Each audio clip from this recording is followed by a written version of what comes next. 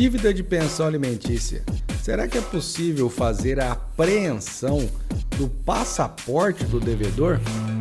Fica aqui comigo que é sobre isso que nós vamos discutir aqui hoje. Olá pessoal, sejam bem-vindos ao canal, eu sou o professor Lucas e vamos hoje tratar desse interessante assunto contemplando direito civil, que são os alimentos, com processo civil, procedimentos para recebimento da pensão alimentícia.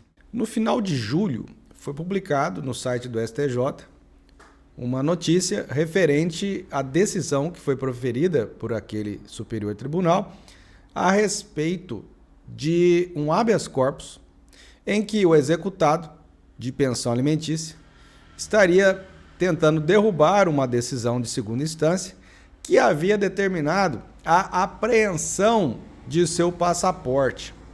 O interessante é que o STJ negou a ordem deste habeas corpus, entendendo que era sim possível fazer este procedimento na execução de pensão alimentícia. O objetivo da aula aqui de hoje é exatamente entender como que funciona esse instituto e qual que é a sustentação legal para ele. Bom, primeiramente é interessante fazer um adendo para as pessoas que não são estudantes de direito ou que não são profissionais do ramo do direito, que para você poder receber uma pensão alimentícia, você precisa, primeiramente, de uma decisão judicial, de um título executivo, através do qual você então vai promover uma execução. Essa execução de pensão, chamada tecnicamente execução de alimentos, ela pode, a depender do período que você está executando, ela pode ensejar tanto a prisão civil do devedor, como pode também gerar a penhora de bens dele. O que foi interessante nesta decisão, nesse habeas corpus, é que houve, digamos assim, uma terceira via. Então nós temos prisão, penhora, e agora foi informada essa terceira via. Essa terceira via que já existe no novo Código de Processo Civil desde a sua publicação, que é o artigo 139, inciso 4 do CPC, o que na doutrina é chamado de medidas atípicas. As medidas atípicas são medidas através da qual o julgador, o Estado juiz, pode garantir a efetividade do processo. O interessante é que o artigo 139, inciso 4, que eu vou deixar a redação dele aqui para vocês verem, ele não traz exatamente, você pode fazer isso ou pode fazer aquilo. Ele traz, sim, uma relação genérica de medidas que podem ser tomadas pelo magistrado, exatamente no intuito de se garantir a efetividade do processo. Na prática, e até mesmo por exemplos doutrinários, já se falou em apreensão de CNH, já se falou até mesmo em apreensão de cartão de crédito, e já se falou muito também nessa hipótese que está sendo analisada aqui, que é a apreensão de passaporte. Antes de mais nada, é importante ficar claro que foi descartada a chamada violação ao direito de liberdade deste executado. Ele impetrou o habeas corpus exatamente no intuito de ver garantida a sua liberdade. Porém, o STJ deixou claro que a apreensão do passaporte não tira o seu direito de liberdade. Pelo seguinte, porque simplesmente ele sofreu um impedimento de se deslocar para outros países.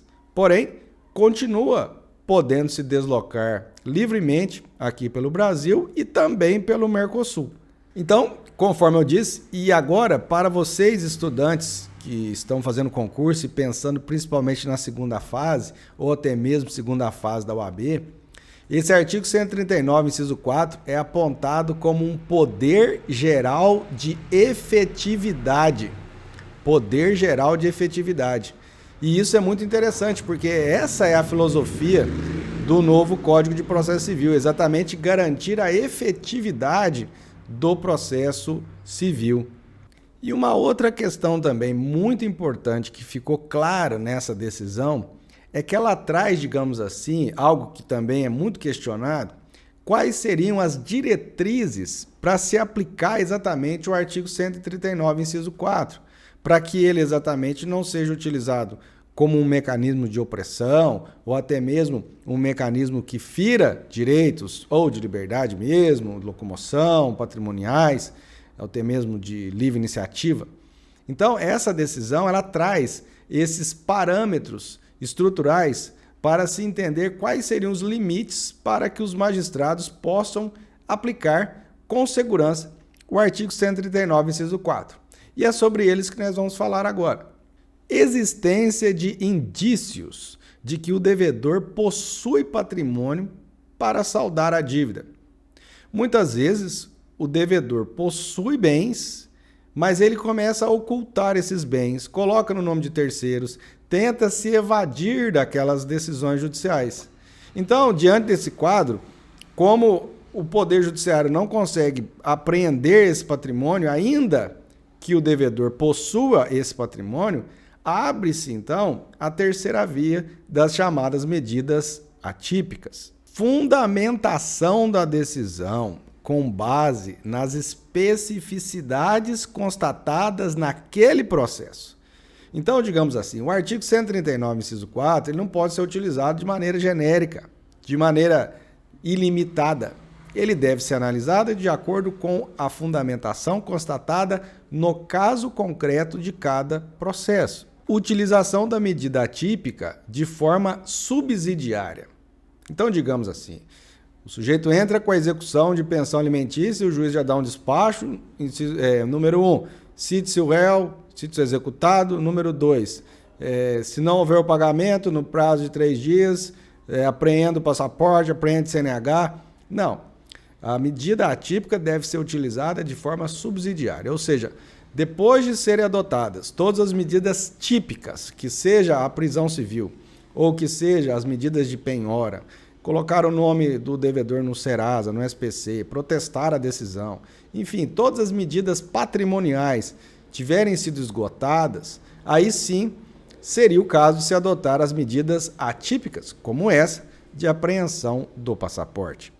E principalmente aquilo que não pode faltar em nenhum processo, seja ele civil, penal, administrativo, deve-se assegurar o contraditório e principalmente o princípio da proporcionalidade. Então não cabe aqui que o juiz determine essa medida de forma à revelia do réu, digamos assim, ou que o réu não tenha a oportunidade de se manifestar previamente. Então, o juiz, ao apreciar um pedido nesse sentido, abrir vista para o executado, para que ele possa se manifestar e só aí, então, decretar ou não a medida. Lembrando que, pensando que essa medida foi tomada num processo de execução, ela é passível também de agravo de instrumento. E, da mesma forma, ao se ferir ou não o direito de liberdade, conforme o executado optou, ele pode também trilhar a via do habeas corpus, que é uma medida, um remédio constitucional sem maiores limitações. Então foi esta a nossa observação aqui de hoje. Existem então, dentro da sistemática das medidas atípicas do Código de Processo Civil, medidas que podem ir para além da mera penhora ou até mesmo da prisão civil. E cada vez mais cabe aos advogados, aos operadores do direito, tentar implantar essas medidas, para que se alcance o objetivo principal do processo, que é a efetividade.